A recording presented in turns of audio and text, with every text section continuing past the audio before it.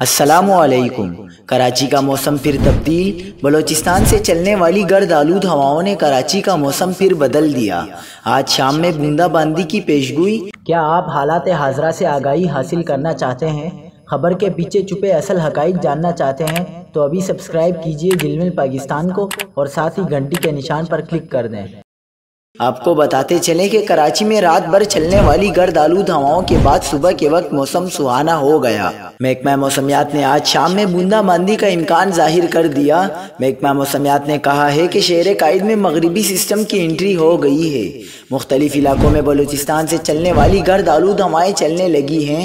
महकमा मौसमियात ने आज शाम को कराची में बूंदाबांदी की पेशगोई कर दी है। गुज़िश्ता रात मगरिबी सिस्टम बलूचिस्तान के रास्ते सिंध में दाखिल हो गया था। सिस्टम के तहत आज कराची में बूंदाबांदी का इम्कान है। चीफ मेट्रोलॉजिस्ट का कहना था कि कराची में तेज़ बारिश का कोई इम्कान नहीं। दूसरी जानिब मुल्क के बेशतर इलाकों में आज मौसम सर्द और खुश्क रहेगा।